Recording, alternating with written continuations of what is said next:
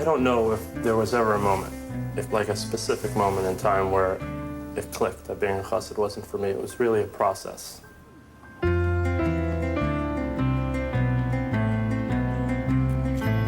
At a very young age, I doubted a lot of what I was being told.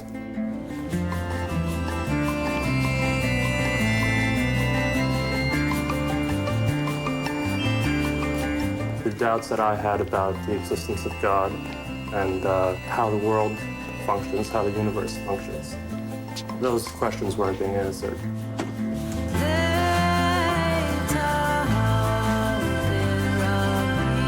I was excited about leaving the Hasidic movement mostly because I was about to experience what I always secretly wanted to experience. I'd be able to listen to non-Jewish music, watch movies, go to bars, get drunk, socialize, maybe get laid without feeling guilty or without it being wrong. There's a correct way to do almost every single thing you do in your day, from waking up in the morning to going to sleep at night. Every single little thing, from the way you're washing your hands to whether or not you made a blessing on a fruit, on a snack that you're trying to have, or, you know, the way you put your pants on in the morning, if you don't tie your right shoelace before you tie your left shoelace. For instance, when I used to wake up in the morning, I would want to rub my eyes, you know, to get the, you know, sleep out of my eyes and to just, you know, wake up. Whenever my father was present, he always used to knock my hands away from my eyes because you're not supposed to rub your eyes, which become impure overnight until you wash your hands and purify your hands. It's not like something I can't live without, rubbing my eyes. It's a very simple, small, subtle thing, but when you're just trying to go about your day the way you would normally do it, and there you get it, it's frustrating to be interfered with at that level. Ok, on va commencer. Tout le monde va dire après moi les mots. Bnei Adam. Bnei Adam. Ou Mosrotehem. Il y avait un gars, chaque matin, il allait sur une montagne. Et chaque matin, il prenait un grand sac. Il avait dedans quelque chose, il ne savait pas, des pierres. Il mettait sur son épaule et il marchait jusqu'en haut de la montagne et il mettait le sac. Il revenait en bas, comme ça, 8 heures par jour. Et c'était dur. Et chaque pied, il disait « Oh, c'est dur, c'est dur, c'est dur ». Un jour, son ami lui a dit « Hey, comment ça va ?» Il dit « Ah, c'est dur la vie, je travaille dur ».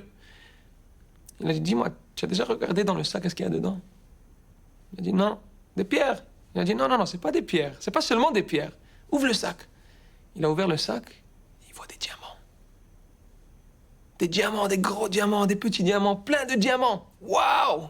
Des diamants! Il a mis le sac sur son épaule, il a commencé à courir. C'est seulement dur. Si tu le vois d'être dur. Et c'est très facile si tu le vois d'être facile.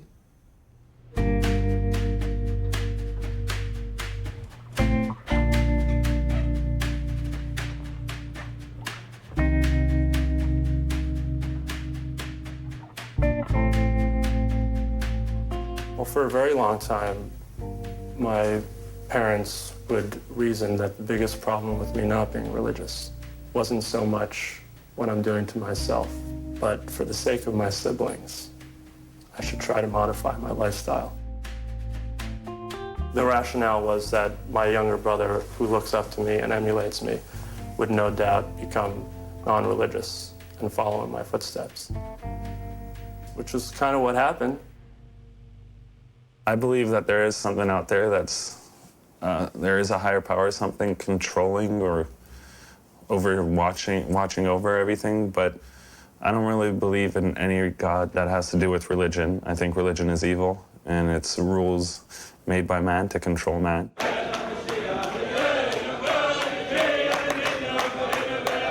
But I believe there is something out there, a higher power. I wouldn't really say controlling everything, but he has something to do with what's going on. I felt I was brainwashed, that from a very early age, they chose certain topics to kind of drill into your head. And it's very hard to kind of break away from them, because I noticed even once I stopped being religious, I would still do something that was considered a sin according to the religion, and it would still bother me for a couple years after. Music is music, you know? It's more of the language of the soul. So when I was younger, I'd buy myself radios all the time just so I can listen to non-Jewish music, and my dad would take them away, and I'd just go out and buy another one. And it's kind of a little war going on between me and my dad with my music. And that's pretty much where it started, you know? But after that, I started tasting food that wasn't kosher, like bacon and sausage, and going to McDonald's and stuff like that. And they always told me it was so bad, but when you take that bite out of it and it's juicy and tasty, I was like, how can this be bad? I don't frown upon his lifestyle. So for me to assume some sort of, you know, guilt or responsibility over his not being religious would be kind of hypocritical of me. There's nothing wrong with it. These are my kids. They're part of my essence. You don't just go and bring a child into this world and abandon them for whatever reason. If a child, God forbid, had some sickness, what would you do? Take a baseball bat, hit him over the head and say, "You fool, you're sick"?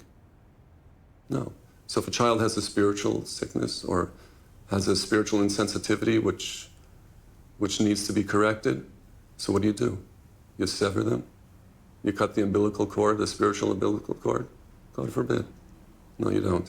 You continue to nurture, you continue to love them, they're part of you, and you hope and you pray that God will give them the experiences that they need to realize who they are and what they have. I turn to myself and I say, what did I do wrong? How did I fail Levi and Hoodie? What did I not give them that allowed them to find the outside world so attractive? It's not that being a chassid is necessarily so bad, but there's something so attractive and so desirable about just being your own man and, you know, not having anyone else decide for you. So it's less about premarital sex and, you know, good music and good food and indulgence in general. It's really about being able to choose for yourself. Quand une personne me dit « je veux être moi », quand moi je me dis « je veux être moi », mais le chassidisme nous apprend c'est quoi moi. Il y a deux moi. Il y a moi physique et il y a moi spirituel. Il y a l'âme et il y a le corps. Come on in. Nice to meet you. Nice to meet you too. Alrighty, have a seat. Alors quand une personne dit « je veux être moi », il faut se demander pourquoi ils disent ça. C'est qui dit ça? Le corps ou l'âme? Et l'âme, ce qu'elle dit quand elle dit « je veux être moi », c'est seulement à travers se connecter à Dieu. Okay, this experiment consists of a lexical decision task. So your job will be to look at the stimuli, which are either a real English word or a nonsense word. And your job will be to basically evaluate whether it is or it isn't. The general attitude or the lifestyle that I lead is one of, you know, curiosity and exploration, where I don't have to consider, you know, whether I'm transgressing against God. That is my lifestyle, the freedom to be able to explore without guilt. And that's something you can have as a chassid. You know, it's not like, you know, my intellectual curiosity is necessarily in transgression against the faith. I can read everything I want, but if I'm going to read Darwin, then I'd have to necessarily criticize him when I'm done. You know, I'd have to at least be reading him with, you know, the attitude that this is rubbish. Nothing happens by chance. They were born into a Lubavitch family. They were born with the Jewish soul.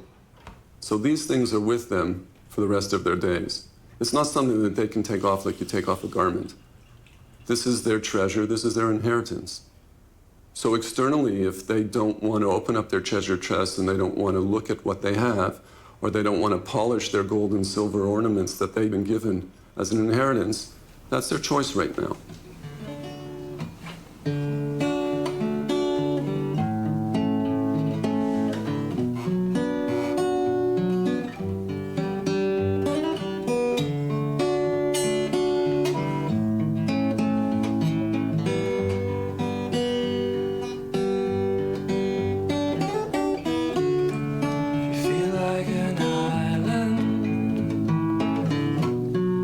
Lost in the sea.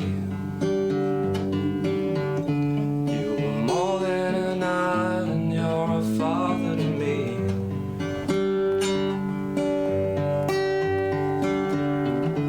From the day she was taken, I see a strength in your eyes. I hear the crack in your voice reveal the weight of your smile.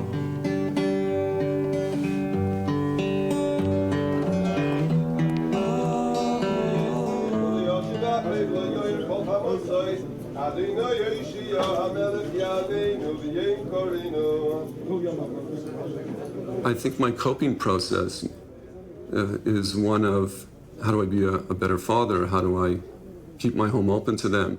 How do I encourage them to reassess some of the decisions that they've made?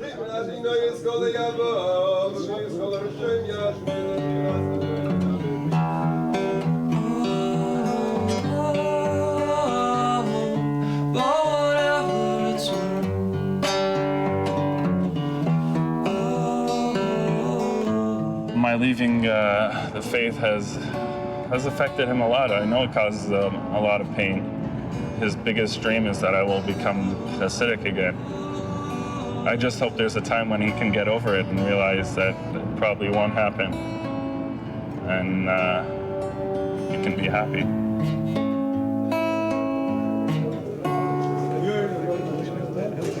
I want you to know that each and every day, I pray for their return. As part of my religious service, each and every morning, I think about things.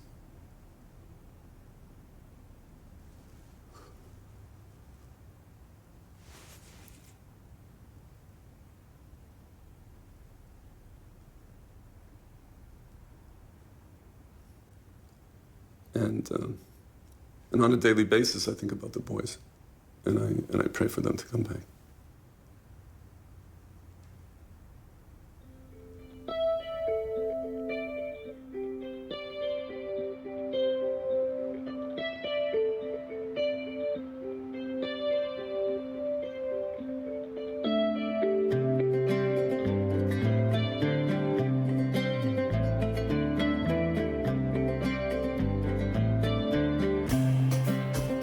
I think it was a lot of the artistic parts of my personality that seemed to be out of place in the ultra-Orthodox world. I went to a camp called Camp Enos, for example, and it was an all-girls camp, and it was all-girls audiences, and we had a dance festival every year, and they had different choreographed dances, and I think I was about 9 years old, and they taught me the dance, and I loved the moves. I was like really expressing myself in the moves. And after the first performance of the dance, a few people came up to me and they said, "You can't move like that. That's really Proust." Proust is like a way of describing something that's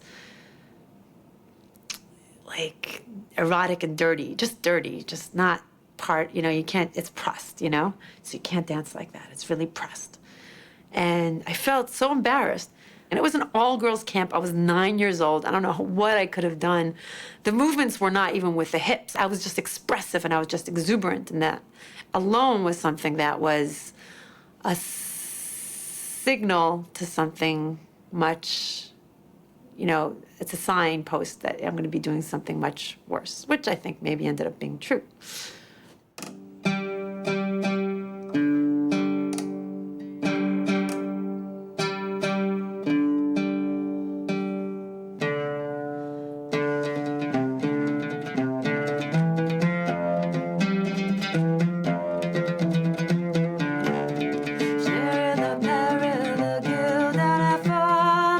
She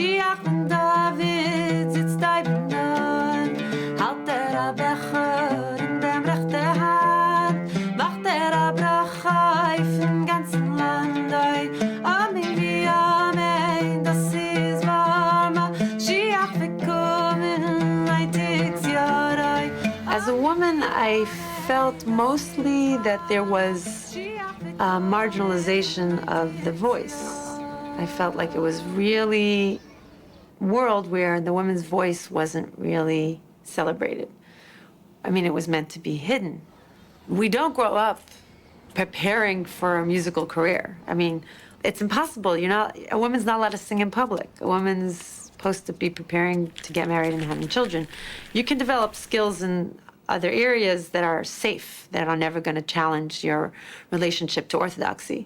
But there's almost no paradigm for training as an artist.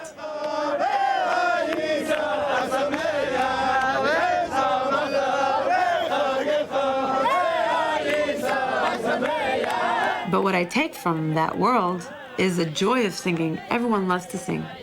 I've rarely seen a community where everyone loves to sing that much. And those songs became very much my influences. They became very much my basic influences. And the texts that I had to memorize in school became the words that I sing now.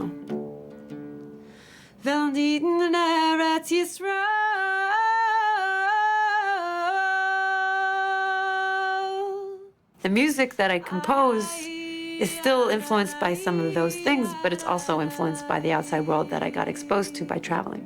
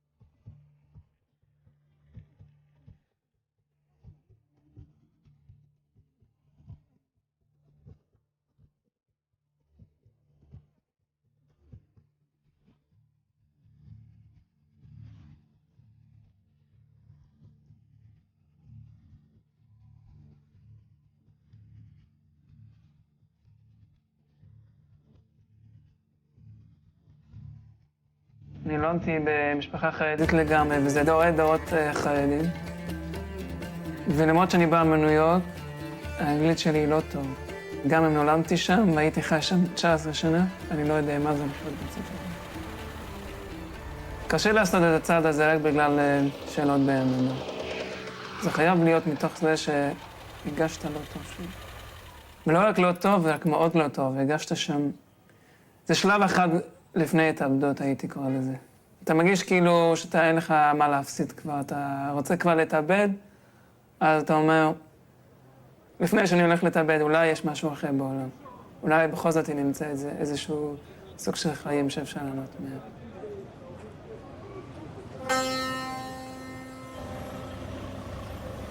מה שקשה לי היום, שאני יודע שאני לא באמת חילוני. כי אני לא ממש מתחבא לעולם החילוני.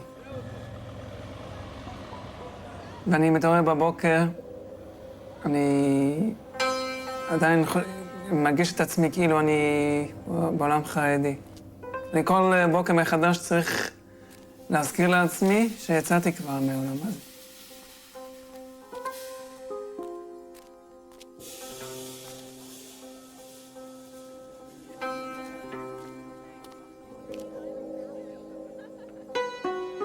אני לוקח דף, אני מתחיל לכתוב, ואני עדיין כותב בתחילת הדף, בעצם המחדלת בסייעתא דשמיא. כי אני רגיל 25 שנים, ככה אני כותב. המוזיקה שאני שומע, זה תמיד יהיה מוזיקה חסידית. המילים שאני ממלמל לעצמי, זה תמיד מילים של התפילה, של התורה, של הגמרא. זה מה שיש לי בראש, וזה מה שתמיד יהיה לי בראש. I left and I didn't leave. I feel like there's a very strong part of me that still adheres and still feels very close to the ideals of the religion in its highest moments. At its best, it's a religion that's very ethically connected, very much about doing the right thing in every moment. It's like in every moment we have a choice to do something that feeds our ego, feeds our desire feeds our lower nature, and there's something that we can do that's going to be an investment into our spirit, investment into our future, investment into our, into making the world better and making ourselves better. And those things I still feel very connected to. Je pense que ces jeunes, ils ont un feu dans eux. Un feu qui ne peut pas être satisfait. Et c'est à cause de ça qu'ils ont quitté. C'est parce qu'ils croient si fortement en Dieu qu'ils ne peuvent pas digérer le moindre de l'opposé de la vérité. Ils voient que mon père, mon professeur, ceux qui sont des modèles, ou ce qu'ils pensaient être des modèles, quelque chose qui est un peu pas à 100%. Mais quand on grandit, on sait que personne n'est à 100%. מה שלא הרגשתי טוב עם זה, בעולם ההוא, זה לא הקטע של עבודת השם. אני עם אלוהים שלי, אין לי בעיות. אני יודע שהוא מבין אותי, ואני הסתדרתי איתו, בוא נגיד ככה. זה לא הקטע שעזבתי. אני עם החברה לא הסתדרתי.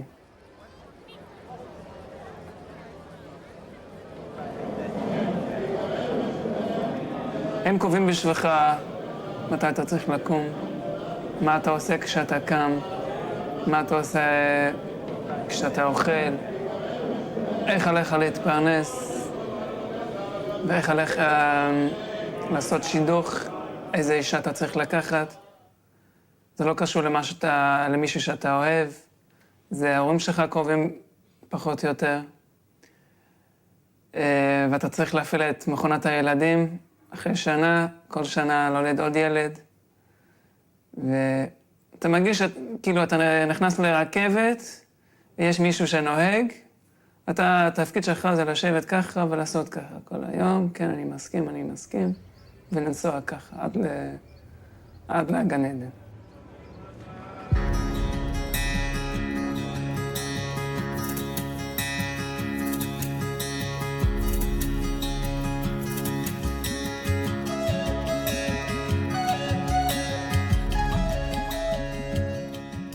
I can remember experiences from the age of 7 when I had a dream about the eagle. We learned in school that the big eagle, Al Kanfei Nesharim, Mashiach, was going to come. And that eagle was going to land on everybody's street and is going to it's just going to be there, and everyone's going to come out with all their suitcases and go onto the eagle's back, and then the eagle was going to, just stop off everywhere. And then the eagle was going to go to Yerushalayim, and then it was Mashiach, And I learned that at 7, and when I had the most vivid dream at that age, that the eagle landed on my street on 18th Avenue, 49th Street, on the dead-end block that I lived on, and that everybody was able to go on. My family went, everyone on the block, left their houses, went on top of the eagle, and I was just left scraping the ice off the window, watching. And it was just understood in the dream that I couldn't go. And that was a really powerful moment, because if you're not observant of the laws and the commandments, in school they say if you're not shomer mitzvos, like this, then you're not going to be able to go on the eagle. And I think that was such a powerful fear that it ended up in my dream. And that kind of dream that was so vivid becomes part of your psyche.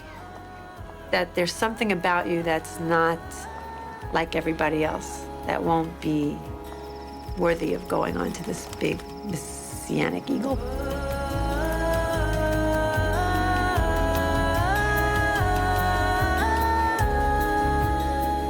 ופתאום יום אחד קמתי והלכתי, לא ידעתי לאן אני הולך, אני רק ידעתי לא טוב לי כאן, ובסוף התחברתי להלל, וזהו.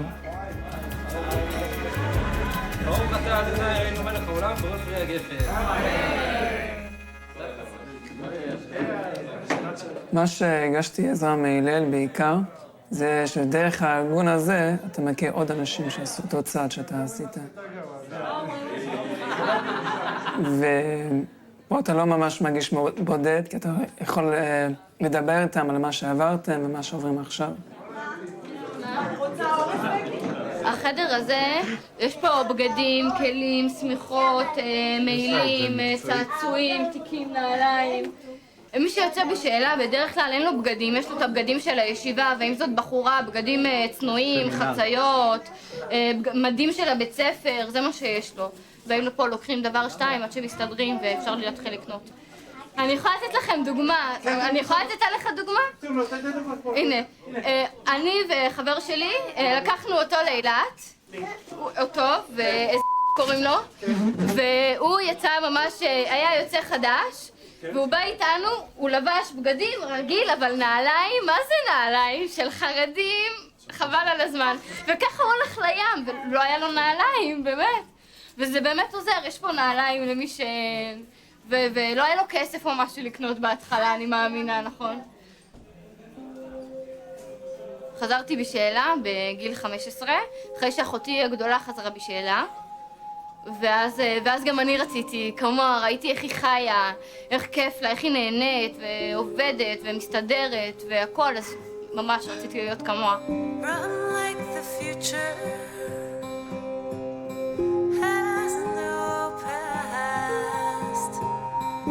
גרתי בבתי הונגרים, הונגרישי אייזר קוראים לזה, וזה ממש שכונה סגורה, קטנה, כל אחד מסתכל לתוך הבית של השני. ממש כאילו, ממש סגור, כמו האמיש, ככה חיינו שם, ממש כמו האמיש. נגיד לנו בבית לא היה טלפון, לא השתמשנו בחשמל, אף פעם לא ראיתי ים, עד גיל 14 לא ידעתי מה זה ים. אתה לא יודע כלום, אין עיתונים, כלום, יש רק מודעות ברחוב על הקיר. זה הדבר היחידי שככה אתה יודע מה קורה. ולרוב זה מודעות אבל גם, של האנשים שמתים, זהו. Run from those thinkers whose thoughts never change. Run from your hometown, 'cause it keeps you the same.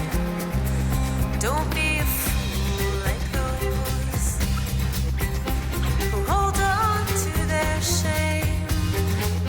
Je pense qu'ils sont très spéciaux. C'est des jeunes avec beaucoup d'énergie, beaucoup de potentiel. Ils ont quelque chose de spécial, c'est pour ça qu'ils ont quitté. Parce qu'ils ont quelque chose d'unique que 90% de la population des autres jeunes, peut-être ils ont ça, mais ils n'ont pas encore tapé à les sources que ces enfants ils ont tapé.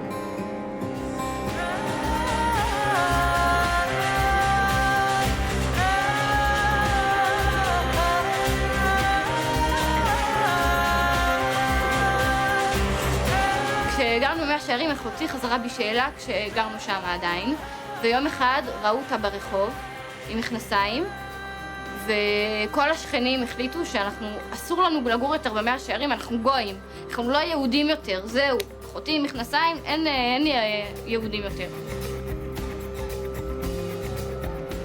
שכן שיום קודם ראה אותה עם המכנסיים, הוא בא עם השקית של התפילין, שזה ממש כבד, והוא התחיל הרביץ לה על הראש, ממש חזק.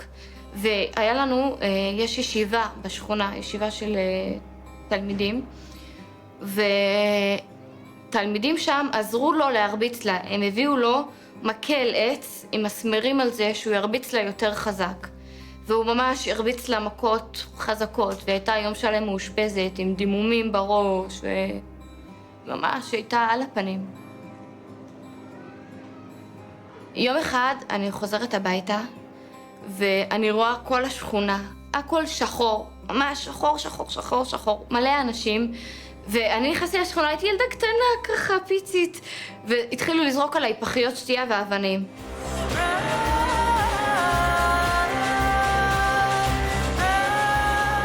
כולם, עשרות, מיליונים, שברו לנו את הדלת של הבית, את כל החלונות, כמעט שרפו לנו את הבית.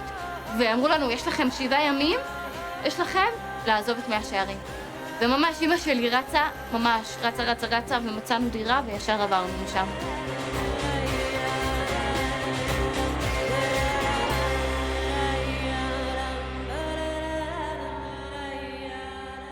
אז במקום שהחברה תבוא לקראת ותשאל מה יכולים לעזור, ואיך רק באו ועשו בדיוק את ההפך.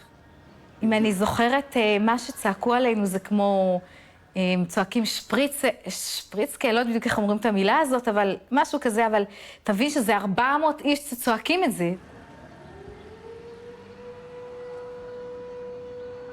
התרגום של שפריצקה זה גוי אולי, משהו כזה, מילה כזאת, ואני אומרת לך שנראיתי כמוהם, וגם היום, כמו שאתה רואה, אני אישה דתייה, ואני שומרת שבת, ושומרת מצוות, והילדים שלי בתי ספר דתיים, והבן שלי הולך להתפלל, והכל.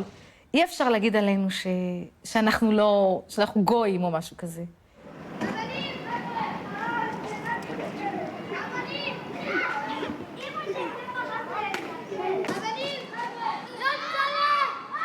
לא, אני לא שונאת את הקהילה החרדית. הקהילה שמה, במאה שערים, היא יוצאת דופן. היא ממש לא מייצגת את כולם. אי אפשר לקחת מהם דוגמה. לדעתי, הם לא מייצגים את הדת אפילו. הם לא מייצגים את אלוהים, לא מייצגים את התנ"ך, את התורה, שום דבר. הם כאילו, הם כתבו לעצמם את התנ"ך. אתה מבין?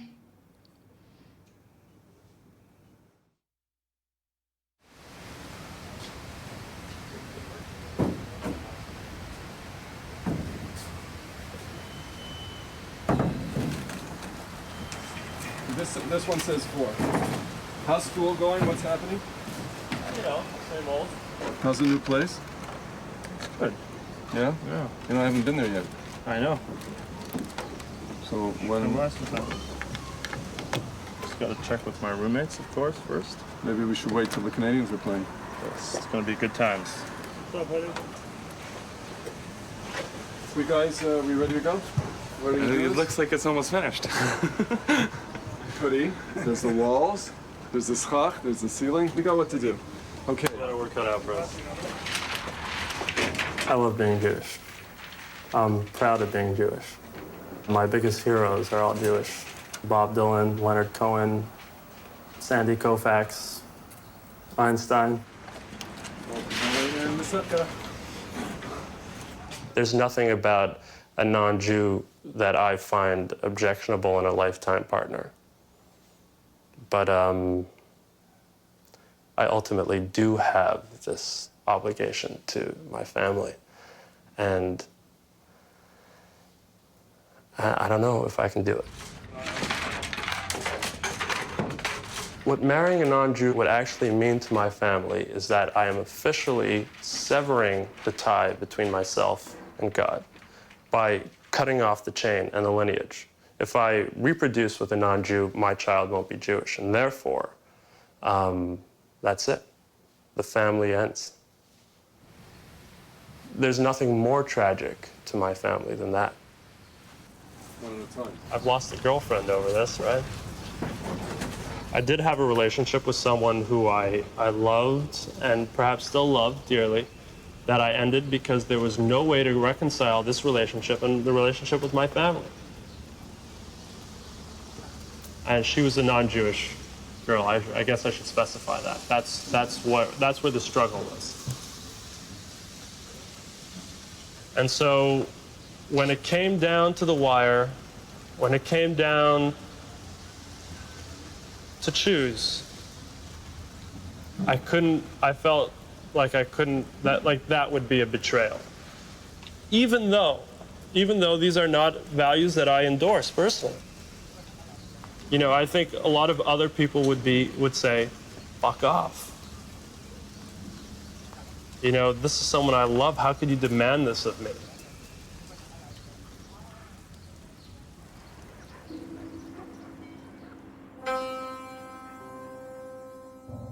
אי אפשר להבין מה הראש של הבחור החרדי, מה יש לו. אני מדבר על הבחור החרדי שבאמת מנסה להיות צדיק. אי אפשר להבין את זה. הוא בכלל לא מעניין אותו את ההנאות שלו, לא מעניין אותו את הגוף שלו, לא מעניין אותו איך האוכל שלו, איך התנאים הגשמיים שלו. מעניין אותו רק שני דברים. או לעשות טוב לאלוהים, או שהרבי שלו, שההורים שלו יהיו מרוצים ממנו, ממה שהוא עושה.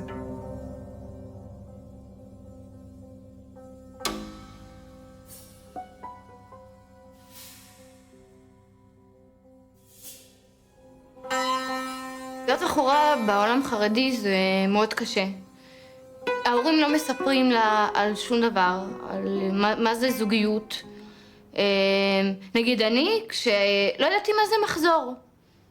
כשהייתי קטנה, פתאום קיבלתי מחזור, וחשבתי שיורד לי דם, וכמעט התעלפתי מרוב בהלה, לא ידעתי מה לעשות עם עצמי.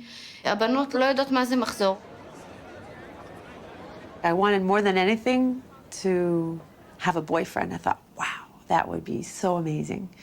But I realized I had no skills. Like, the boy that was interested in me, who was cute and cool and charming, you know, he liked me and we started going out. But to me, that meant let's race to the tree. Who can race faster? Who can jump? You know, I was a tomboy. I liked to jump and run and race. And to him, it was like, when are you going to kiss me? And I was like, you know, it wasn't in my vocabulary. We weren't allowed to touch. They said you can't even touch a man, a boy. So the idea of him kissing, it was just unfathomable. It was like, you know, too many steps. I couldn't cross that bridge at that time. הדרך שעשו את השידוך שלי, שפשוט ההורים החליטו שהם רוצים להשתדך עם ההורים של הכלה, שזה מתאים להם ושהמשפחה מתאים, ואז הם פגשו אותי עם הבחורה ודיברנו איזה שעה. היא כמעט לא דיברה כלום, רק אני דיברתי. אחר כך פעם שנייה וזהו, ואז עשו את השידוך והחתונה. אני חושב, אני אומר את זה קיצוני, אבל אני חושב שאפשר לקרוא לזה אונס. כי אתה שוכב עם אישה שאתה לא מכיר והיא לא מכירה אותך, ואין שום היכרות לפני זה, ואפשר לקרוא לזה אונס.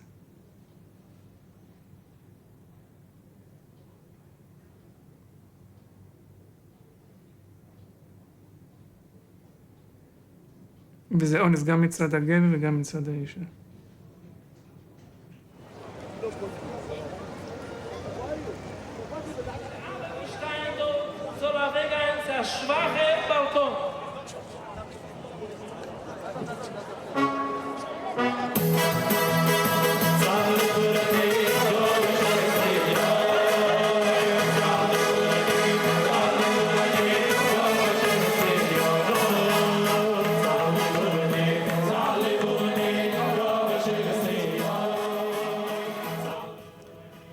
פעם האחרונה שהייתי את הילדים שלי היה בערך לפני שנה.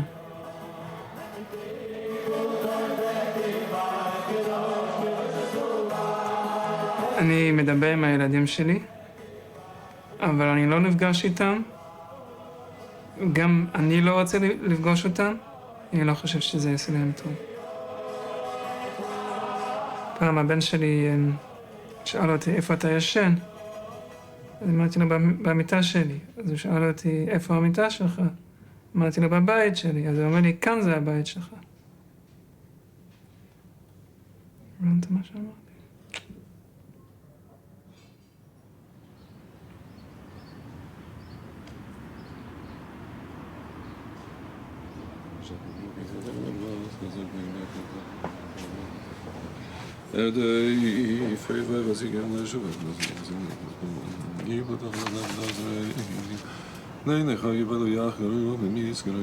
You know, we can't be right about everything.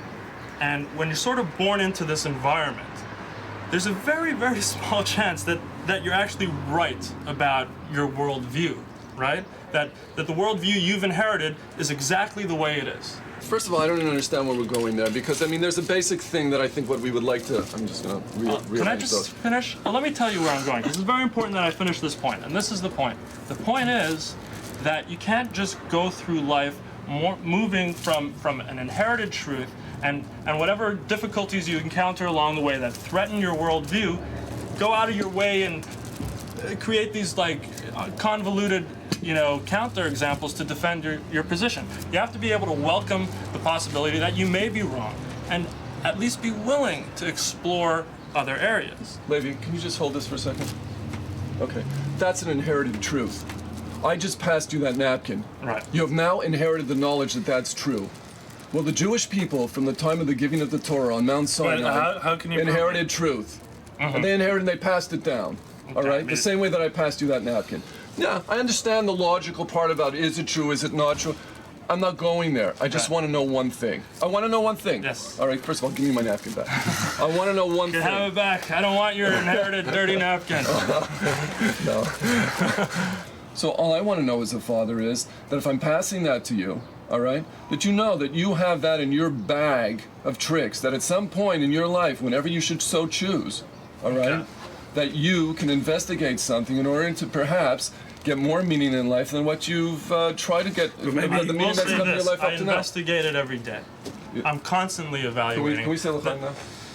L'chaim, l'chaim. L'chaim.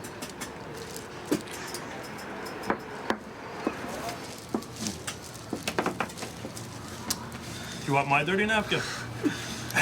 But maybe we have investigated this already, and we've come to our decision. Both of you have had tough experiences growing up. I don't think that's necessarily the case, to tell you the truth. You know, in a sense, I've heard this notion before, and I think it's sort of patronizing in a sense. You know, there was this Facebook group created, I was invited to by a rabbi in the community, and it was about what to do with kids who went off, who don't fit into the system. As if there's like some kind of like cure. You know, cure, fine, but at the same time, as if it's like there's some sort of profile where you have to be a little bit odd, or like you have to endure some kind of like traumatizing experience within the system for you to reject it. That isn't the case, you know? People are different. You can be, you know, a well-disciplined child, you can be a smart child, you can be an enthusiastic learner as a child, and still the system might not be for you. You know, this system might not be for you. We are who we are, and we're not afraid to show it. And we don't care what anybody thinks. We're gonna live how we want to live. And if that bothers you, that's your problem. But we try not to let other people affect the way we live our lives. So I think no matter what you would have done, yeah, probably wouldn't have changed who we are. We are who we are, and we stick by it.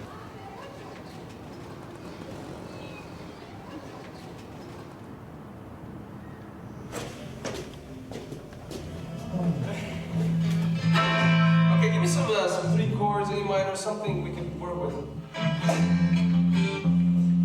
Again?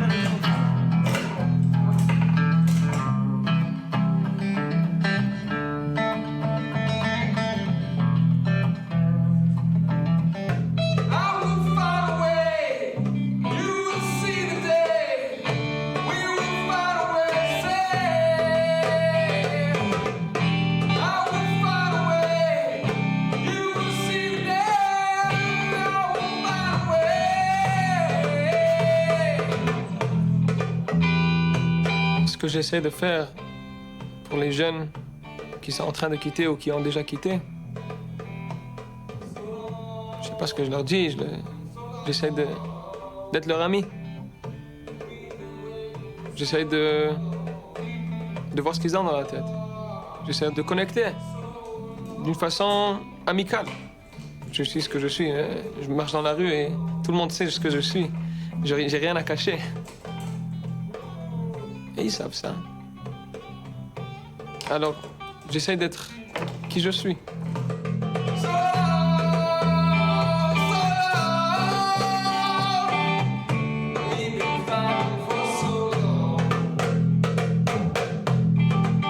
Moi, j'ai pas toujours été chassidique.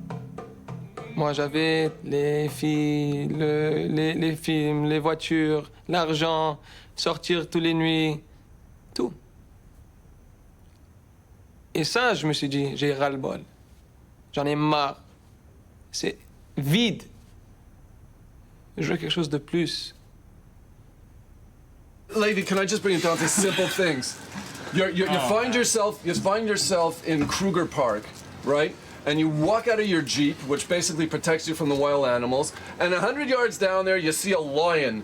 And now, wow, let's just interact with that lion. So you're just gonna go up and shake his hand. You always come back to these dangers, right? Where, you know, you shouldn't explore because there's these, you know, some things lurking that might threaten you.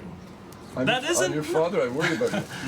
Yeah, but Todd, that's not an accurate depiction of the way things are. Yes, there are dangers out there. And when I'm talking about, you know, evolving and embracing other things. Not every experience enriches your life. Every experience Some does. experiences hurt you. They hurt you, but you learn from them, and it makes you stronger. Well, yes, if you're a heroin addict, yes, you learn from your experience not to take heroin. Yes, it's another lion lurking in the corner. I understand. But I mean, come on, guys. Not everything is meant to be experienced.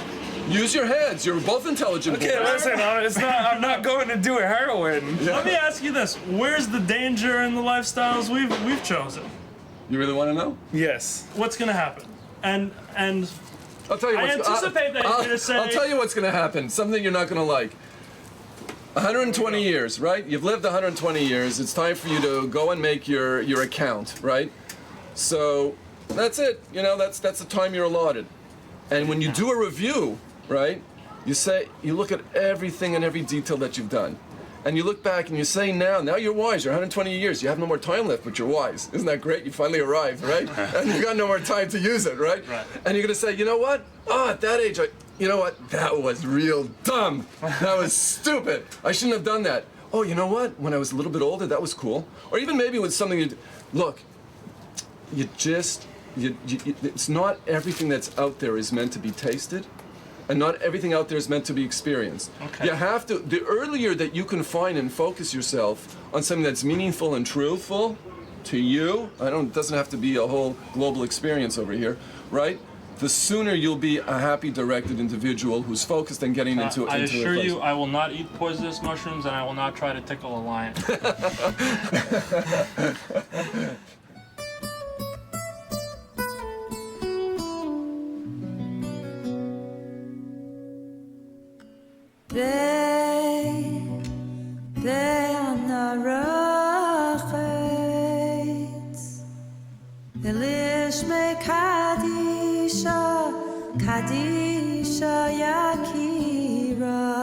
ברגע שהשתחררתי מהלחץ הזה, פשוט הלכתי לים, הייתי בודד, אבל היה לי כיף פשוט לשבת על החול, לשבת על אבנים, להסתכל על השמיים, להסתכל על הים, ולנשום, והרגשתי, הגן עדן זה כאן ועכשיו, זה הגן עדן שלי.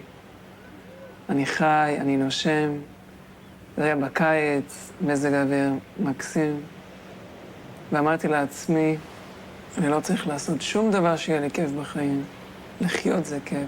אבל בזמן שאתה חי, זאת אומרת, אתה חי בשביל עצמך. אתה לא עובד בשביל מישהו אחר. משחק חיים בשביל מישהו אחר.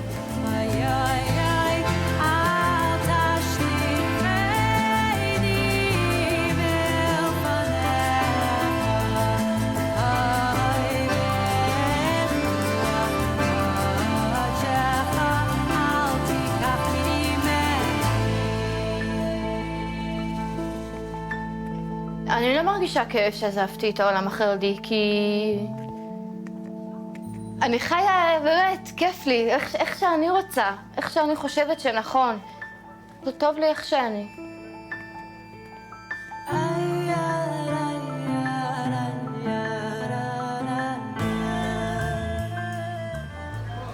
I guess you've kept the door open for us because, plain and simple, you love us.